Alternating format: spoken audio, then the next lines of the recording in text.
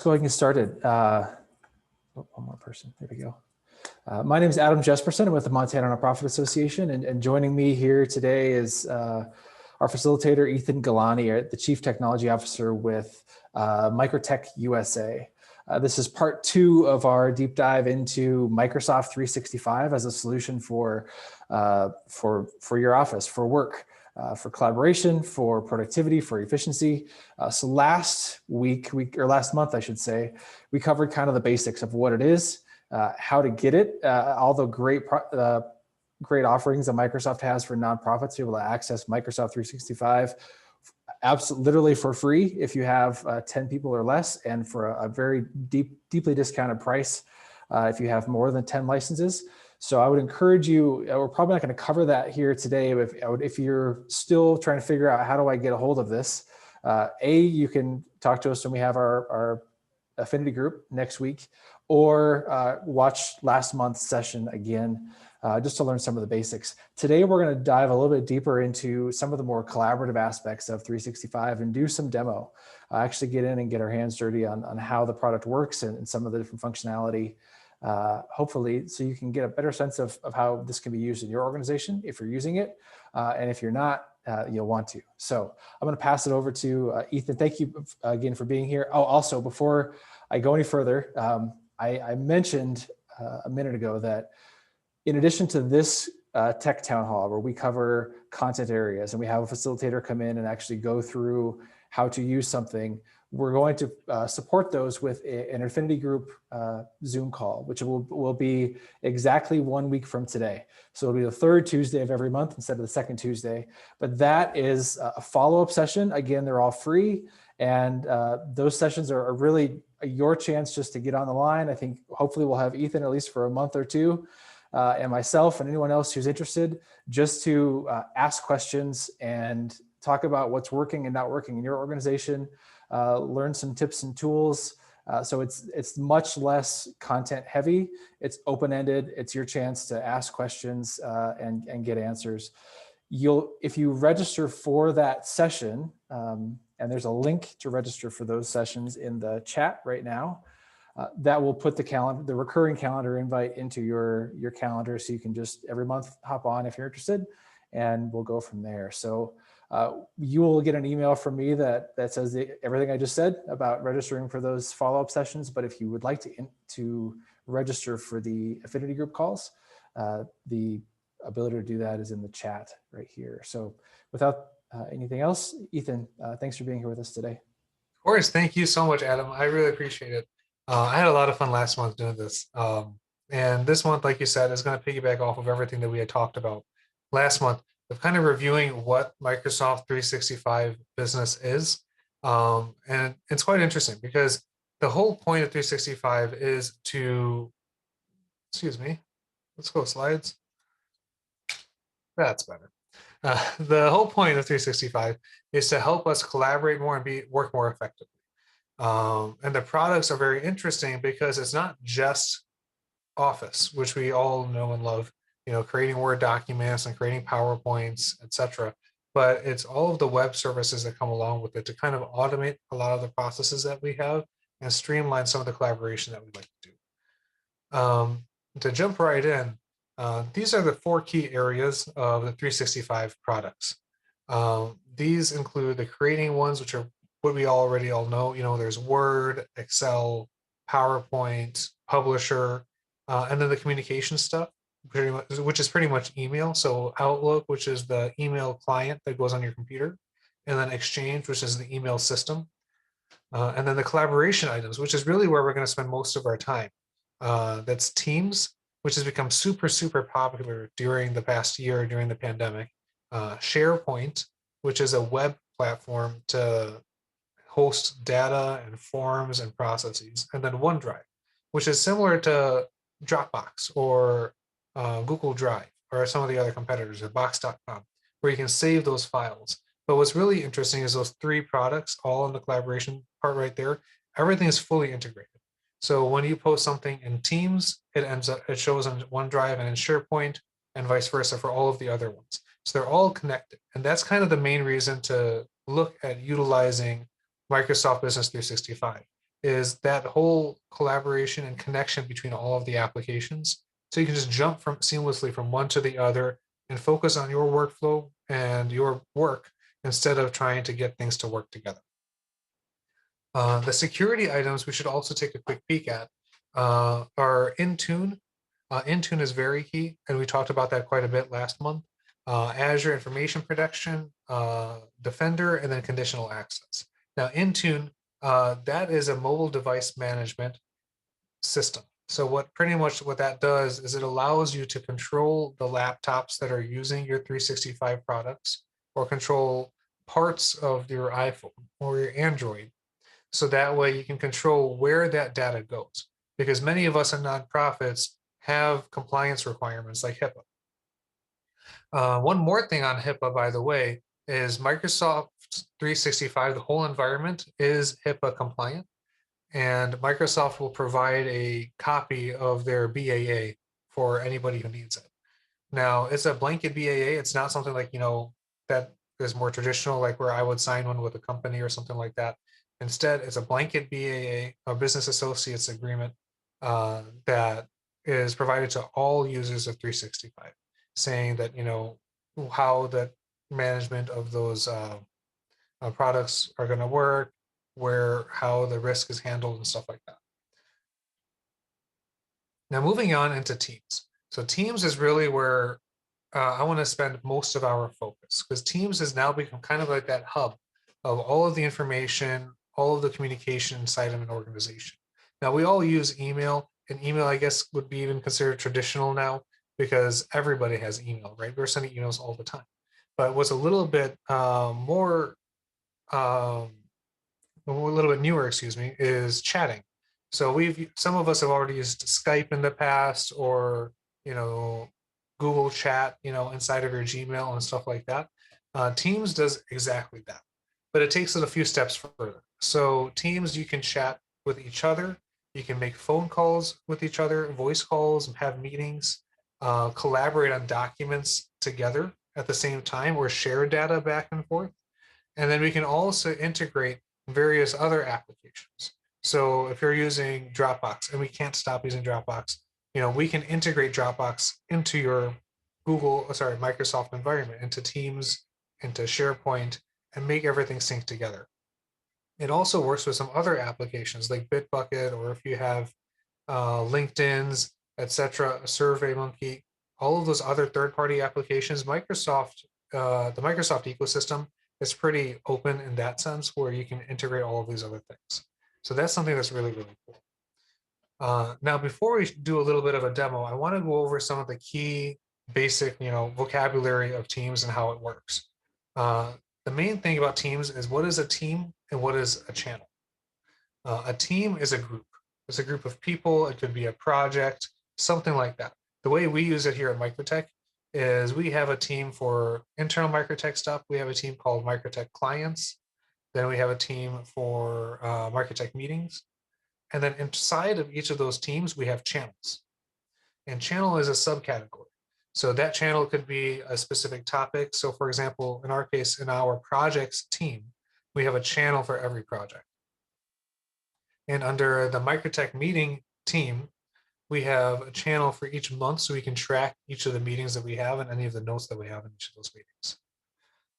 Now, these channels are internal, and these teams are internal to your organization.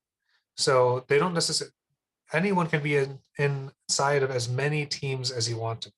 So I, for example, am in, I think, almost all of them. There are a few that I'm not in, but there are quite a few teams. We have a lot, and you'll see. But we have quite a few teams on in our team Microsoft Teams environment.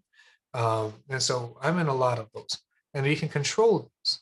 So for example, I'm part of the sales team. In the sales team, we control who has access to that information in those conversations.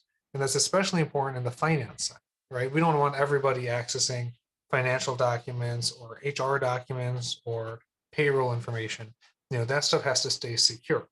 And so we can set who is allowed to join a team, who is allowed to change something in a team or delete things as well. And we can control all of that. So those are the two key things, teams versus channels. The other thing to look at is, what are internal chats? So Teams handles both internal communication and external communication. So the same way that we're doing this Zoom meeting today, we can do those types of external meetings. But along with that, we can also do our internal meetings and internal conversations. So if I'm on a phone call or something and I want to get an answer to something pretty quickly and I don't want to put somebody on hold, I'll just message them. Or now that we're kind of working in a more hybrid environment where folks are at home, there's noises, somebody's vacuuming and the dog is barking, instead of getting on the phone and trying to figure something out, we can just send a message. And what I've noticed, at least, and this is more anecdotally than anything else, but what I've noticed is my communication has been much faster utilizing chat than it has been on the phone. Because instead of waiting to find a contact or wait for it to ring through, on a phone call, you can only have one phone call at a time. But in a chat, you can have 5 or 6 different conversations at the same time with different people. So it makes it a lot faster for us. Now, these same internal chats double as an area to do video calls and voice calls. So every call does not, on Zoom, for example, you don't have to have your camera on. And in the same way, in a Teams meeting, you don't have to have your camera. You can just have a voice call or a voice meeting, you know. And you can do that from your iPhone or Android, or you can do it from your computer or your iPad, and it doesn't matter. You have an application for all of those. Teams is pretty flexible with that. And so another key thing about that is also sharing screens. So in these conversations that you're having, um, I've had a conversation actually just today where somebody was working on an Excel document and they were trying to find some information. And I said, okay, why don't you share your screen? Let me see what you're doing. Let me see exactly what's going on. And we can just easily just share the screen and work on that together. And that's only one way of collaborating. The other way, of course, is also working on the actual document together, which we'll also talk about. Now, video chats. Now, this part here, video chats, I feel like is one of the most popular parts of Teams, similar to Zoom. Um, Once Teams and the licensing stuff got really rolled into the 365 product during the pandemic, it has exponentially grown because now it became a free item as part of the subscription. And the subscription, there are 3 classes: basic, standard, and premium. And basic for nonprofits being free, and then 10 premium licenses also being free for every nonprofit. It's become super accessible as a free option to handle meetings instead of paying for a Zoom subscription or a WebEx or whatever other platform. And with the flexibility of sharing the data, it's become super, super popular as well. Now, video chatting, what's very interesting about this is that you have all the same functionality that we do here in Zoom. So right now I'm sharing my screen where we're looking at this PowerPoint presentation. We can do exactly the same thing. Now, the integration of PowerPoint is actually much deeper. So if you may have seen before, like if you have 2 screens, you'll have a presenter mode on one side, and then you have the normal PowerPoint on the other side. When you're doing a Teams presentation and you put your PowerPoint into Teams, your side can become the presenter side if you want it to be, and everybody else sees the PowerPoint, almost like you have 2 screens, even though you don't. Uh, and it provides a lot of flexibility with those presentations, and it's a lot of fun. These meetings can go up to 10,000 people in any specific meeting. I know in Zoom, for example, there's specific licensing where you can choose to get a big meetings option that's rolled in with Teams. So there's no extra cost to doing that. Now, another cool thing about Teams and meetings is how to set them up. So you can make these Teams meetings. I keep saying that it's Teams meetings, but you keep saying you can do those within Outlook, or you can do that within Teams. So when you're sending the invite out, it can become very, very streamlined to just hit invite in Outlook, and you've got outside people part of your meeting. Now, the last thing I want to talk about before we kind of jump in is file sharing and co-op. Ethan, can I ask a question before we move off of video chat? Oh yeah, of course. There's a question in the chat about captioning. Are Teams meetings captioned, or the ability to do a transcript? Yes, that's a great question. This is a really cool feature of Teams. It sounds like you might have heard of this one, but yes, you can turn on captioning within a meeting. And I have done that before, where everything that we're saying right now will show just like a subtitle at the bottom of a movie, everything that we're saying. And it's a lot of fun. And those captions can be recorded as well. So yes, absolutely, you can have captions in these meetings. Thank you.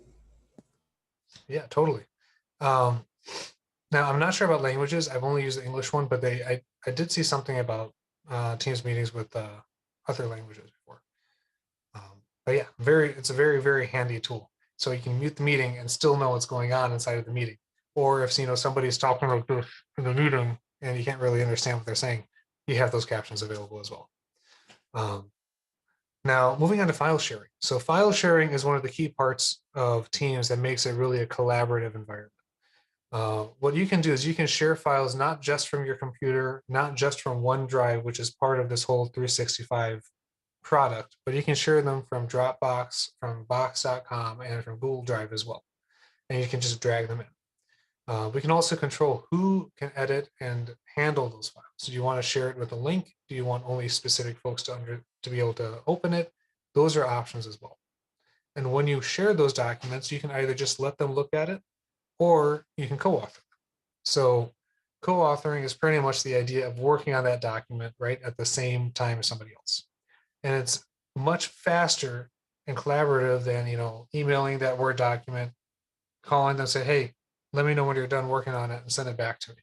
Or saving it on a file share. If you have maybe like a traditional network, you save it in the D drive or the E drive, right? And then somebody else will open that file and you can open it, but it's only read only. And you can't really do anything until they're done and they close it out. That kind of goes away when you're using Teams to co-author those documents. Now, those documents all get saved automatically inside of OneDrive and inside of SharePoint. So that's also a really handy thing, because now if you don't want to have it just in Teams in this conversation area, you just want to look at it in your OneDrive, you can continue to do that. And you can open it in OneDrive while somebody else is opening it in Teams and still collaborate on that document. Now, I want to jump in real quickly into a little bit of a demo. I want to show you our Teams environment a little bit. Now, let me know if you guys can see this. Does this look okay? Yes. Wonderful. So here you see our Teams environment. We have quite a few channels. These are our various teams. Now, these teams, we have channels within each of these teams. So if I scroll down, for example, there are all of these other teams within here. And you can, channels, within here. Now you can create a new channel, a new team right here and create team. So for example, you can utilize a group that may already exist. Say if you have an email group that you've synced into your Microsoft environment, like, support at microtech.com or something, or you can create a new team like that. We use all about, we won't generally use these private teams the most and the organization-wide teams the most. The public teams we use very rarely because if they're organization-wide, it kind of works the same way for us. But if I just start a private team, so for example, grant writers, right? I can add people to this team and then I'll create channels within there. So for example, I'm going to add you, Amanda, into our team here. And you and I are going to be the grant writers. Now you can see inside of grant writers, it auto created a general channel right here. But underneath there, we can create more channels. So if I create another channel, say for example, COVID fund. So if we have a specific fund that we're applying to, and we are going to be working on a document in here, then I can write inside of here, hi, Amanda, let's work on this doc. And here I can create I can add a document. If I want, I can attach a document using OneDrive, or I can upload something from my computer here. Now, you may have noticed I put this @ sign in front before writing Amanda's name. Now, the reason I did that is so that she gets a notification when I write her name. So if I just write the word Amanda, nothing's going to happen. She won't get any notification. It's just a word like any other. But if I put @ Amanda and I can just hit tab to complete it or write out her entire name, now she'll get a notification. So that's really interesting. Now, these channels can go on and on and on forever. And what I like to do is I like to contain each of these conversations within one channel so that anytime I have to go back and find out information about it, then I can just go back to that one channel. An example of working on a document together, we have this channel here in this called sales. And I created a test report document. Now, the way I did that is I hit attach and I went to my OneDrive and I chose a document and I put it in here. So if I click on this, it'll open up inside of Teams. So I can work on this document inside of the Teams application without installing Excel onto my computer, without anything else, just opening it up. And it works exactly the same way. All right. 1, 2, 3. Any of the other things that we all do in Excel, right? All of that stays there. I also don't have to save this document. It's automatically saved. So if I close this, when someone else in this channel comes back, or if I come back to work on this document, it'll be right where I left it with all of those numbers there. Now, if I don't want to work inside of here because I am very good at Excel and I would like to create some pivot tables or some other items, which I can do here as well, but I want to do it on my desktop, that's also an option. Now you can see this purple box right here with AP, that's Amanda logged into the same document. So she can be writing something into here, and I can be writing something into here and co-authoring on the same Excel document. We use this all the time when we're creating reports or trying to highlight items, or if we have a large project and we want to see where each of us are at on the project. That's really how we use this a lot. Now, what's also nice, by the way, is this conversation right here. This is a continuation of the conversation we had in the channel. So if I say, looks good, and here, that same conversation, if I close this out, is right there. So everything is integrated together. Now, like I was saying, when you want to, you don't have to be in here permanently inside of Teams. I can click this open in desktop option, and my Excel is opening up on my other screen. And I'll drag it over here. I've locked it because I opened it twice, but I can drag it over here and I can work on this Excel document exactly the same way as I was inside of Teams, which is very handy because you're not then tied to just using this. Anyone who's used to their more traditional ways of using Word and Excel and stuff like that, all of that stays. And so that's really, really handy. The other part of Teams, which will be a little bit difficult to demo since I'm already on a video call, would be a video call in here. So I can click the Meet button. And in this case, I'm just going to turn off my microphone and camera so that I'm not double videoing. I can hit join now, and this channel meeting will start. And I'll cancel it here so that I don't end up moving over or something. But that's how you can start a meeting inside of here. The other thing we talked about earlier was about creating those meetings and invitations. So here's my Outlook.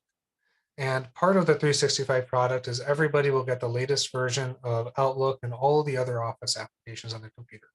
And this is going to be installed in up to 5 places. So you can have it on your iPad, your laptop, your desktop computer at the office. All of those can have the latest version of Office as part of your subscription. If I want to create a meeting, I can click this new Teams meeting here, and that link to join the meeting is automatically added in. And if I add somebody here, so test meeting,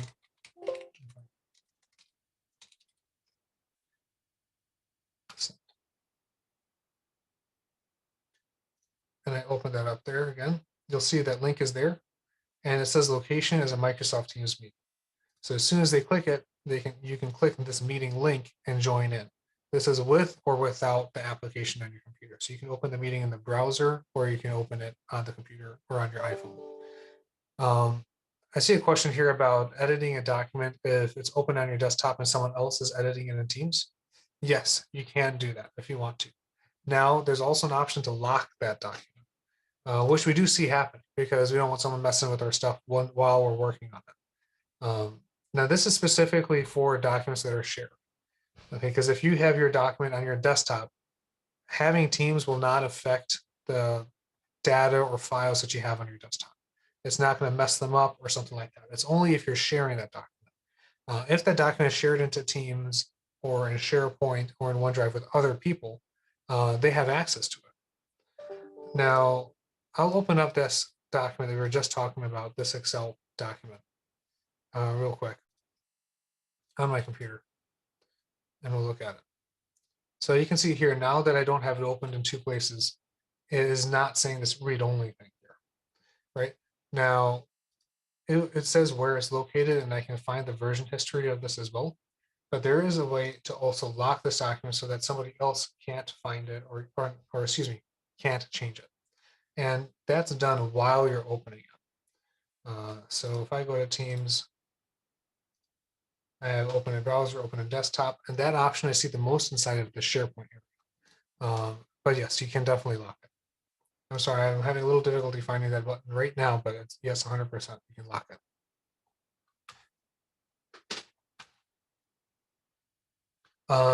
The next item here I wanted to look at was that chat. So this chat, for example, I'm talking to Benjamin here. I can find another chat and say right here. And I can start that chat right inside of this area. And this is a direct conversation between two people. And I can add more people here if I want to. I can also add an entire group. So the service team, for example, in my case, or the sales team. I can add the entire sales team into this one chat, and we can start talking inside of here. Now this files option here, there are two ways to look at this. One is just recent files, but really inside of that team or inside that channel, you can also look at those files. So this is the same test report, for example, that we just were looking at earlier inside of Teams. We can just close it out and just only see our files within there instead of trying to scroll through that entire conversation that may go on for however long, right? But that's a quick taste. That's a quick taste of what that looks like. Now, going beyond Teams, the next thing to really look at is OneDrive. Ethan, can I stop right there and just see if there are any questions about Teams? And I also wanted to make a comment about our use at M&A using this, maybe with a smaller team than you have at Microtech. We started using Teams, right after COVID happened. We went from being an office that worked all together in one location to all working separately in different locations, and we really use Teams heavily as our way to stay connected with one another. And also to sort of keep that culture of transparency and energy, and like that's where it went. And we have sort of even set up some, I guess you could call them rules, but just some ways in which we work with one another where if we send a message on Teams, it's there immediately, but we've sort of told each other that if you really need to get in touch with someone, text them or call them, because Teams, we're also trying to put up these safeguards where we don't feel like we have to be available and accessible 24 hours a day. So if I get a Teams message at 9 o'clock at night, I'm not really expected to have to answer that. But if someone's calling me at 9 o'clock at night, that's probably something that's more important that I should answer that. So we sort of set up some protocols there. We've actually, you can see within Teams, maybe you could even demo this, Ethan, where you can set messages or status messages to other folks or change your status. So you can show yourself as, like right now, you're as do not disturb because you are doing a presentation. So your staff knows, hey, I shouldn't send Ethan a Teams message right now. Or even if I do, it's not going to actually send a notification and bother him in the middle of his presentation he's giving to M&A. But when he's done, it's going to say that he's available. So I know I can log into Teams and say, okay, Ethan's on. He's at his desk. I can send him a message right now and can expect an answer back in relatively short amount of time. So we've really used this as our way of maintaining cohesiveness while we're all working from home for the past year. It's been an absolute lifesaver. Yeah, that's really great. Yeah, that's exactly what I did. So right here, I typed this message in saying I'm in a presentation. So that way, if anybody wants to know why I'm on Do Not Disturb, it's not that I've taken a 5-hour lunch. It's that I am actually busy doing a presentation right now. But yes, exactly. That we did something very similar at Microtech as well.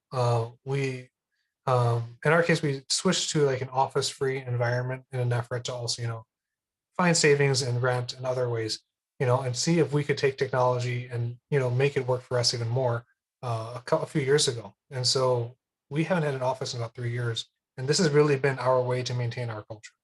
Without Teams being that source of conversation and side chats, water cooler talk and, stuff like that, we wouldn't have that culture that we have in our company.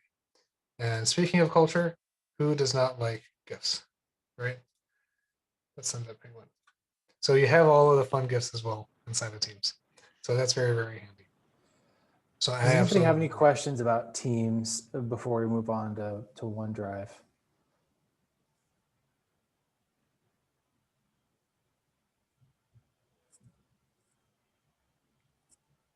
Okay.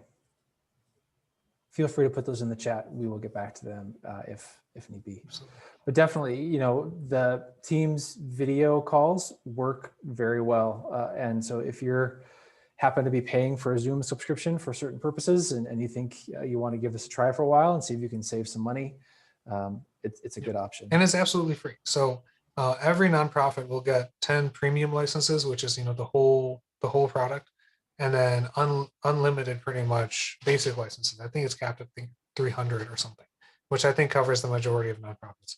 So we're safe there as well. Now on to OneDrive. Now, OneDrive is a very interesting product. So like I was saying before, Teams, OneDrive, SharePoint, they all seamlessly work together. So those files that we're looking at inside of Teams are in the back end saved inside of OneDrive. So if you want to browse to them on your computer, you can very easily find them. OneDrive is also a great way to back data up. So when you set up your 365, you have the option also of having OneDrive automatically back up the files that are on your computer. Now this will cover your documents, your downloads, your desktop, your favorites. And everyone here at Microtech does exactly that. So all of those files are backed up. So God forbid if our laptop crashes, I can get another one from Best Buy or something, if there is a Best Buy anymore around here. I don't even know where they are anymore. But yes, the closest computer place, when you get another computer, you can turn that on, log in, and log into your 365 on that computer. And you'll have access to all of those files, exactly where they were. And it'll create shortcuts automatically on your computer for your desktop and your document files and everything else that was on your old computer. And that's a very, very, very handy tool. These files can also be accessible on your phone and on your tablet as well. So just like in Dropbox or Google Drive, for example, these files are all available on all of your devices that you're logged into. Now that security is also there because we talked about Intune and we talked about the other security pieces. So the security of those files is also there. Nobody can just get into them, right? You have to be logged into that environment. You may have that two-factor authentication turned on if you're keeping things a little more secure. And you can also take those documents and work on them remotely on your iPhone. So you can have the Word app or the Excel app on your phone, go into your OneDrive, click a button, and you'll have that Word document. You can continue your work that way. Now, every 365 premium subscription every 365 subscription has 1 terabyte of data space in the business premium and business standard, and I believe in basic as well, of 1 terabyte of space per person. So that's generally 2 or 3 times larger than the hard drive that's in most computers nowadays. If you have a 256 gig drive or a 512 gig drive, a 1 terabyte is 1,024 gigs of space. So that should be enough to save a few hundred movies, so it's quite a bit of space. So that's quite handy. Also, while we're talking about space, each of your email accounts inside of 365, you can have up to 50 gig mailboxes without paying an extra fee. My mailbox, for example, I've been working here for a little over 12 years. My mailbox is about 20 gigs. And then I'm a data hoarder. I have not deleted anything in the past 12 years. So it definitely will get you far enough. That's for sure. Does anybody have any questions on OneDrive before we move on to SharePoint?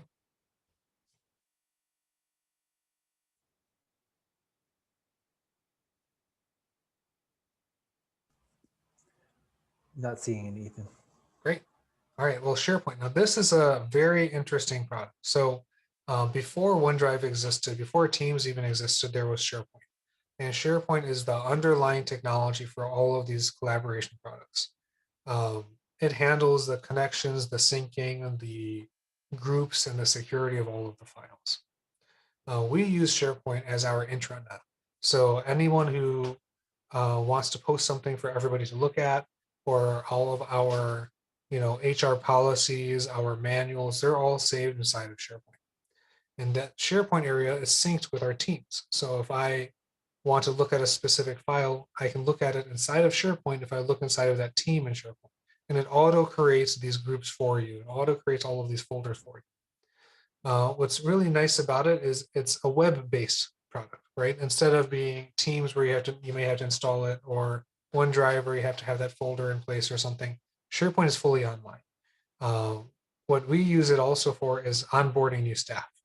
So we have a specific area in our SharePoint where before somebody comes on board and joins our company, I give them their username and password, and they have to log in and look at our SharePoint in the specific area to read all of our processes and policies.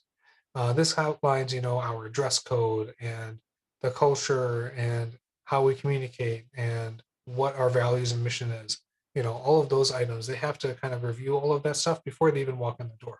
And that saved us days of training, and having somebody else talk them through this in a way that's not easy to consume. Someone talking at you forever is kind of difficult versus being able to read it, or in our case, also watch a video on that information. And this information, by the way, in SharePoint is private to you. Now you can share that out, of course, if you want to, but this can be considered private.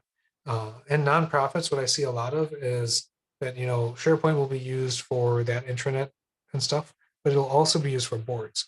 So they'll create a specific area for board members to log in because you have to share specific data with them. Without them having, access to the entire organization, the board can go look at that one area to look at the meeting minutes, the committee notes, the subcommittee notes, and stuff like that. So it's very, very, very handy. And again, all of this stuff syncs completely with all of the other products inside of the 365 environment. And you can take this quite far.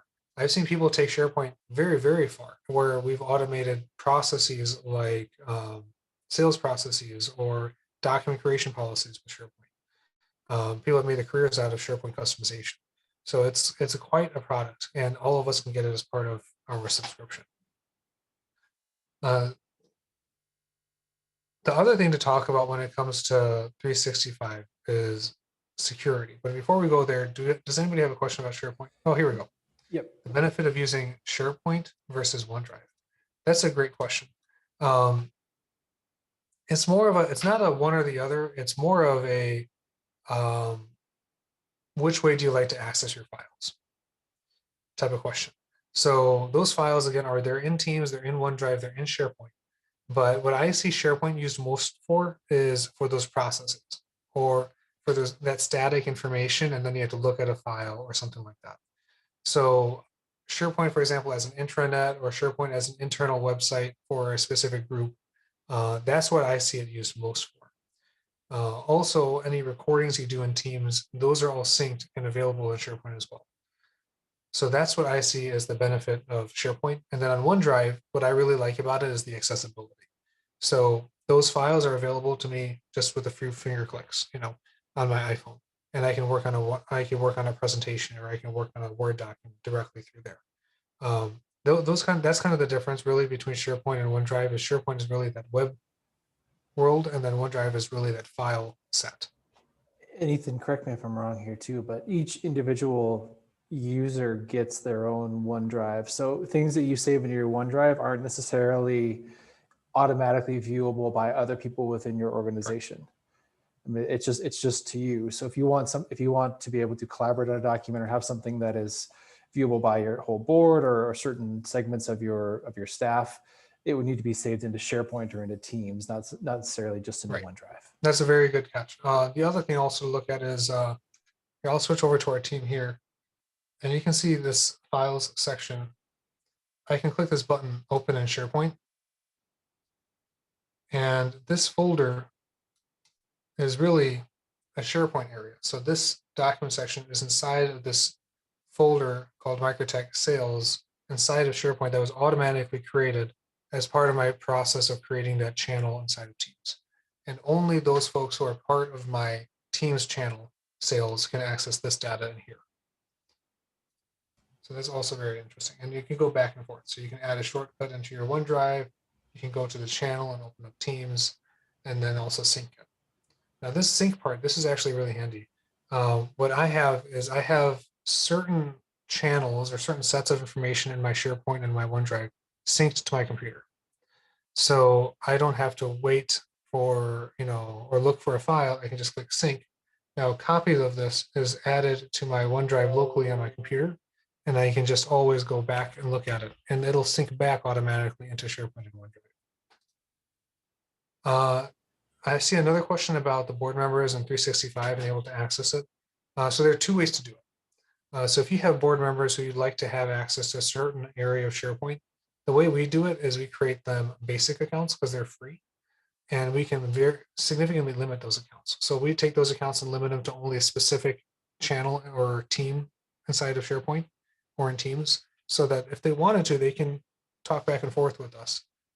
We can even have them have email accounts if we want them to, but we don't have to.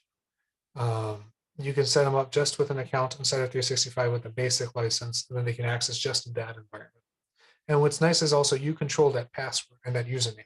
So if a board member leaves, or if it's on a smaller board, they're just a new member or something, you can get rid of that account if necessary without worrying about, oh, this person permanently has it and is tied to their Gmail account or something.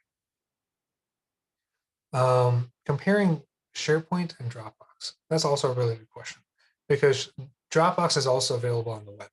So you can have access to your files in Dropbox as well, or you can have access to your SharePoint files. The way I see it is Dropbox is really good at their one job, which is holding files. SharePoint, its main work is really more on the collaboration side. So it holds all of those files through OneDrive and through Teams, but you can collaborate and you can look at them on the web in a more advanced way. So you can have images kind of looking like a website inside of SharePoint. You can have flows, or you can have forms as part of your SharePoint as well. Those are a lot of the things that you cannot do inside of Dropbox.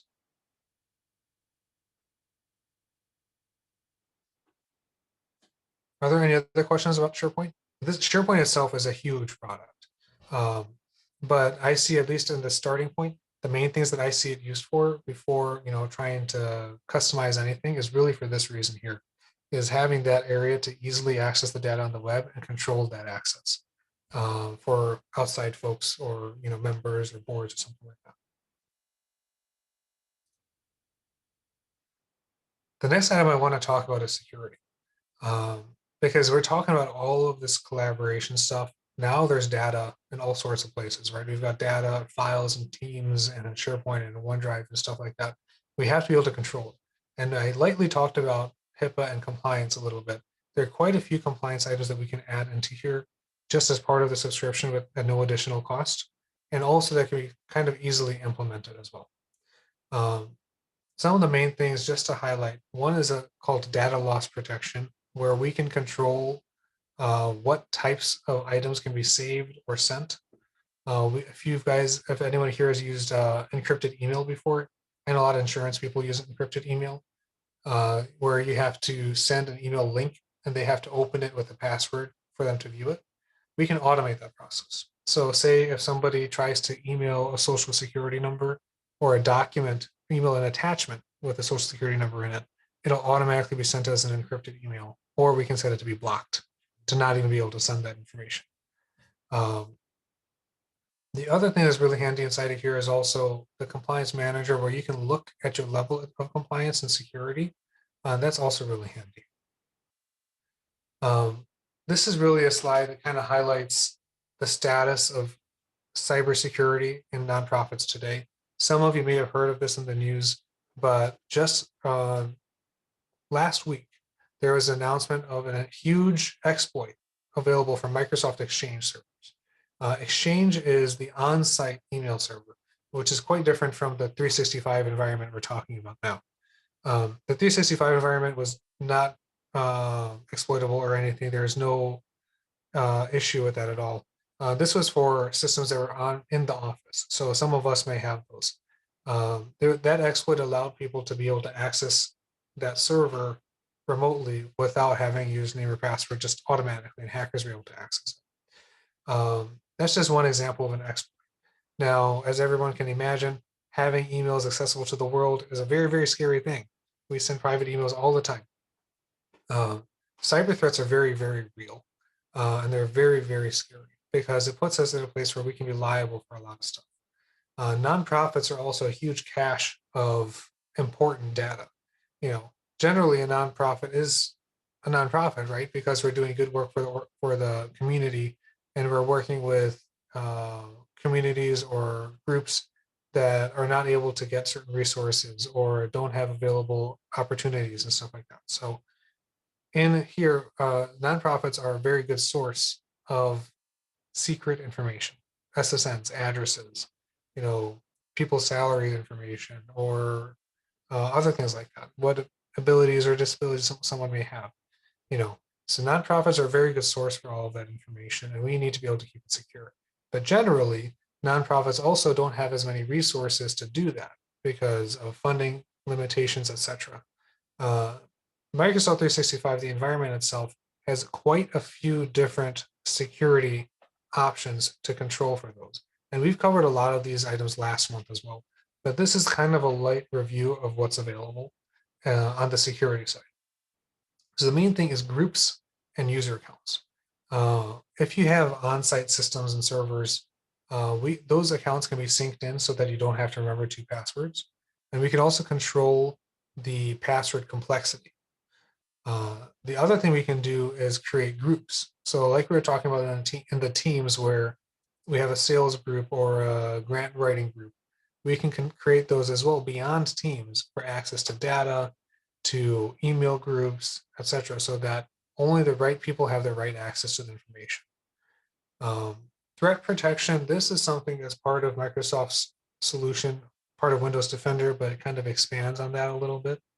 Where there is an antivirus that's built into every Windows computer, and it's automatically part of it, and it's also part of the 365 product. So everything that is saved in OneDrive, saved in SharePoint and Teams is scanned for any malicious code or threats.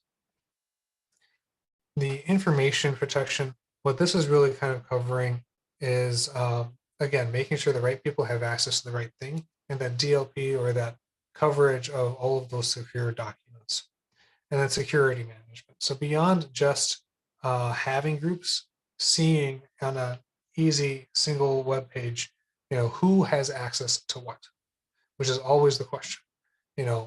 Does Ethan have access to the financial documents? Well, let's just search for it instead of trying to see, okay, what group is Ethan in? What distribution group is Ethan in? What access rights does he have? No, let me just see. Ethan, does he have access? Yes or no? And those tools are available, and they're quite efficient as well. Going a little deeper on identity is looking at two-factor authentication and managing credentials. So on my laptop, for example, I have it set up so that when I open up my laptop, it reads my face and lets me log in. This can be integrated into your 365 environment, is available for everybody, but is also available on an organization scale. So you can control that. Do you want people to be able to open their laptop with their face? Or do you want them to use a fingerprint? Or do they have to use a password and a fingerprint? All of those are options. And those all get tied into the actual computer now. You don't have to just control the website or the OneDrive or the Teams. That security trickles down from the actual web console and all these applications down to the actual laptop, where we can secure the computer so that we're not losing access or losing files or something like that. This slide kind of breaks down the antivirus and the Windows Defender part of things as well. Protecting, detecting, and responding. So cyber attacks, of course, we all know are quite prevalent. The software that's built into now on every Windows computer and into OneDrive is quite robust. So in 365, each of those files are scanned regularly to make sure that only good files exist. So in this breach, for example, we were talking about with Microsoft Exchange, the type of file was a web file, an ASPX file. That's the type of file that was loaded onto these servers and had bad code in it that allowed people to access it. So we can control what types of files are allowed into our environment, And we can also see if there is anything that we want to remove. So we can scan for a specific type of file or a specific type of code and then remove it out. On a more basic level, this is not something that everybody tries to do and search all of these things. What I generally do is I turn on the standard securities so that we're protecting against ransomware and crypto hacks and stuff like that. And I leave the rest of it to Microsoft to figure out what other security policies need to automatically be applied.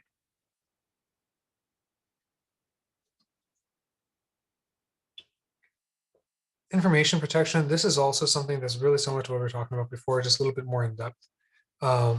We can find files, we can find what files are of different types. We can auto classify them or tag them, not only just for security, but also for us to find later.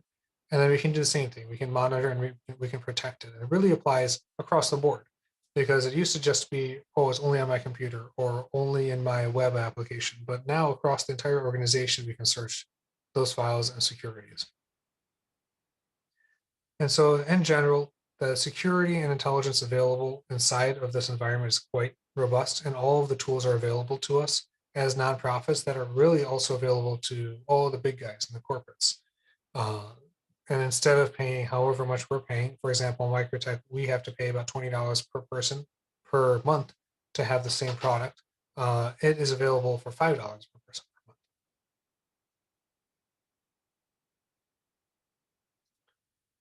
We talked about this a little bit before, managing devices with MDM and MAM with Intune last month, and we went a little bit in depth, but this is just a review because this is by far one of the biggest pieces of security within 365.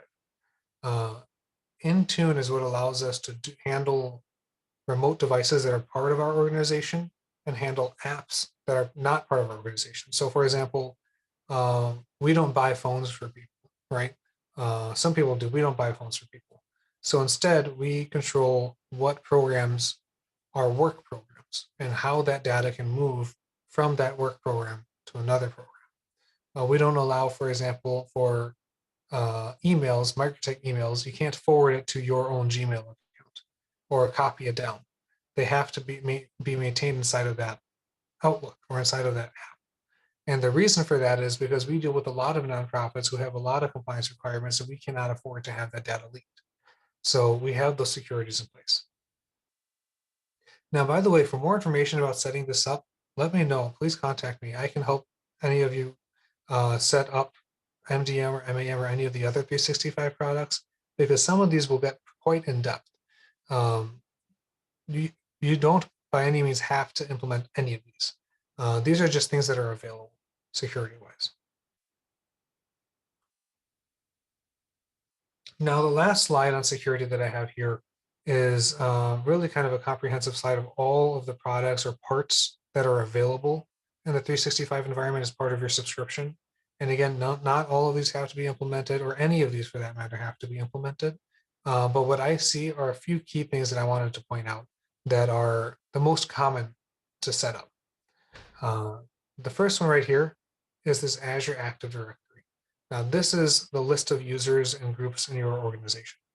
This gets synced up if you want it to be synced up with your current environment. If you are coming from, a traditional office space where you have a server in the office and you have groups and something like that, then you can sync it there.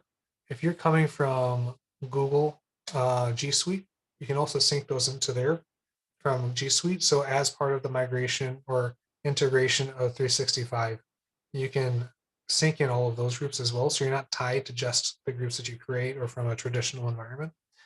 On the threat protection side, the thing that I see the most is this advanced threat protection and this defender threat protection.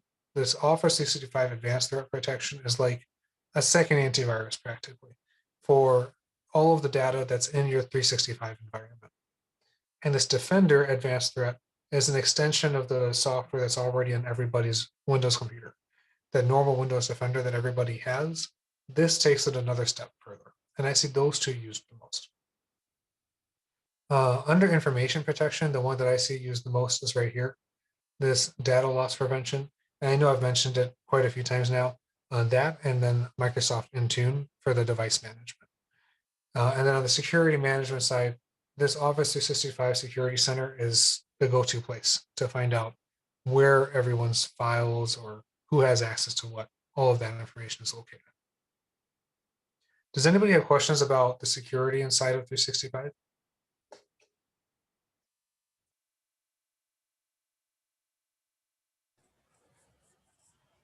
Great. Ethan, I know Well, for for someone like myself who's not anywhere near an expert in this type of stuff, what the most important thing I heard you say was you can set up some of the basic stuff on the front end and let Microsoft, who are the experts, do the rest.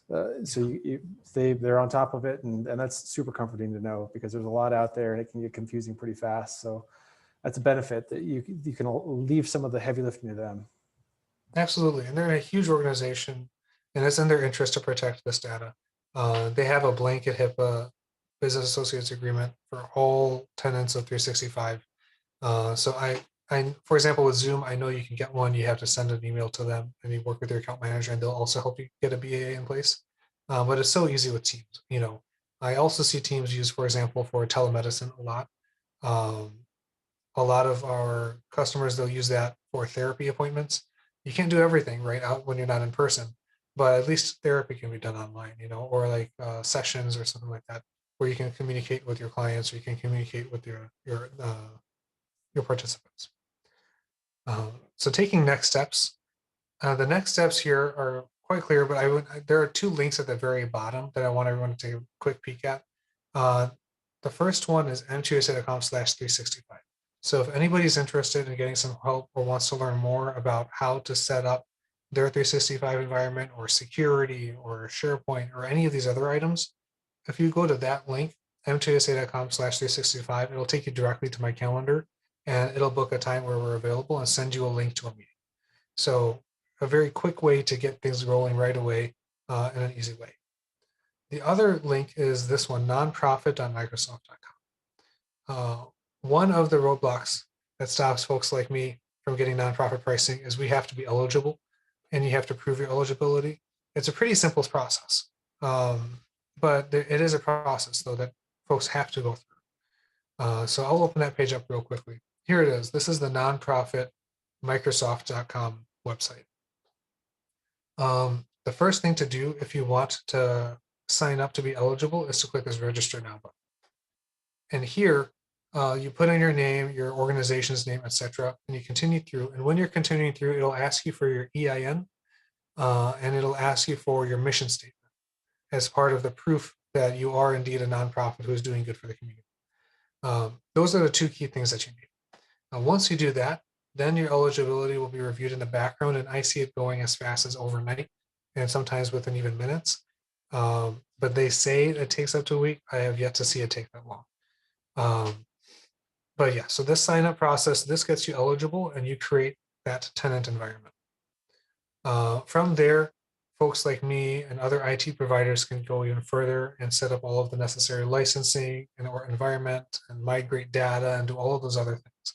But this is the first step in moving forward and getting your environment set up.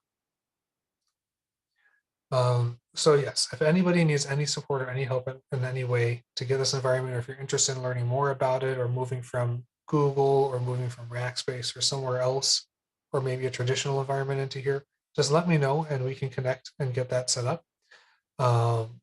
Also, our help desk is open from 6 a.m. till midnight Central Time. So if you have any questions, give us a call. But then the next step, of course, is once you have your 365 environment set up, life is, of course, beautiful and rainbows completely. But yes, it definitely will streamline. And we've seen it streamline a number of our processes and help us maintain our security as well. That's everything that I have for everybody here. Does anybody have any other questions? Oh, actually, excuse me, there's one more item here. Yes. Our upcoming town halls.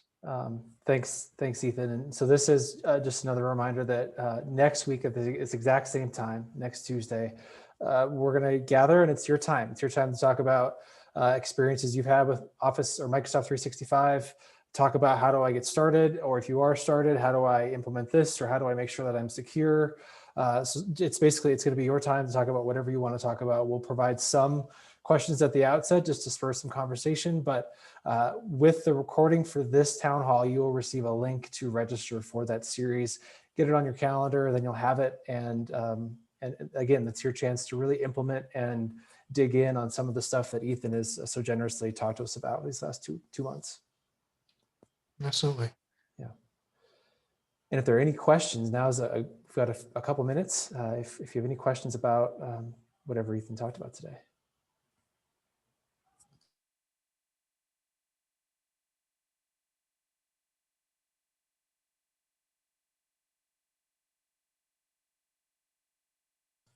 Thank you, Ethan.